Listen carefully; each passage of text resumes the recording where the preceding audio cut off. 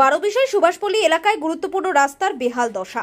বারোবিশা লস্করপাড়া সুভাষপল্লী এলাকায় গুরুত্বপূর্ণ রাস্তার বিভিন্ন অংশ বেহাল থাকায় চরম দুর্ভোগে পড়তে হচ্ছে এলাকার সাধারণ মানুষকে। স্থানীয়রা চাইছেন দ্রুত ওই রাস্তাটি সংস্কার করা হোক। জানা গিয়েছে কুমারগ্রাম ব্লকের ভলকা বারোবিশা ১ নম্বর গ্রাম পঞ্চায়েতের 10/96 নম্বর বুথে পিচের ওই রাস্তা বেশ কয়েকটি স্থানে বেহাল অবস্থায় রয়েছে। এতে চরম অসুবিধার মধ্যে পড়তে হচ্ছে এলাকার সাধারণ মানুষকে। দাবি উঠছে যে দ্রুত ওই রাস্তা সংস্কারের। প্রতিদিন ওই রাস্তা কয়েকটি গ্রামের বহু মানুষ যাতায়াত করেন। রাস্তার বিভিন্ন অংশে পিচের চাদর উঠে গিয়ে গর্তের সৃষ্টি হয়েছে। গর্তগুলিতে জল জমে থাকার কারণে সেটি রাস্তা না জলাশয় তা বোঝা মুশকিল হয়ে পড়ে। এই বিষয়ে ভলকা বারোবিশা ১ নম্বর গ্রাম পঞ্চায়েতের উপপ্রধান রাজীব তির্কি বলেন, ওই রাস্তাটি জেলা পরিষদের এই বিষয়ে জেলা পরিষদকে জানানো হয়েছে। আশা রাখছি রাস্তাটি সংস্কার করা হবে। বলছিলাম বারোবিশা লস্করপাড়া সুভাষপল্লী এলাকায় যে রাস্তাটি আছে বিভিন্ন অংশ বেহাল আছে, জল কাদা খুবই সমস্যা হচ্ছে মানুষের। কি বলবেন আপনি? আমাদের সুভাষপল্লীতে যা পিচ রাস্তা যেটা রয়েছে কয়েকটা জায়গাতে একটু ড্যামেজ হয়েছে। কেন কি পিচ রাস্তা যেখানে গাছপালা বেশি থাকে ওখানে একটু ড্যামেজ হয়, সেটা আমরা আপনার নোটিস করিয়েছি।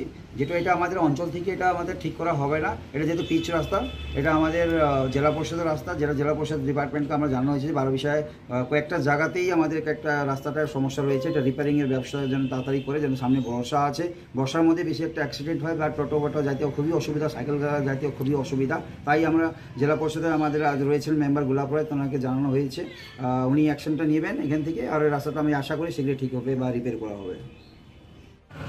এটা আমাদের ভলকা 1 1096 বুথের সুভাষপল্লী আমাদের রাস্তা। তো এখানে দীর্ঘদিন ধরে এরকম খারাপ অবস্থা হয়ে আছে।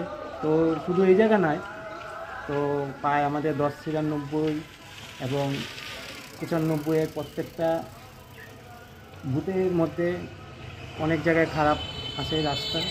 এবং এর মধ্যে আমাদের এই 96 আবার 95 পঞ্চায়েত বিজেপি পঞ্চায়েত, তো ওনাদেরকে আমরা প্রায় কিছুদিন ধরে সবাই মিলে বলেছি, কিন্তু কোনো কাজ হয়নি।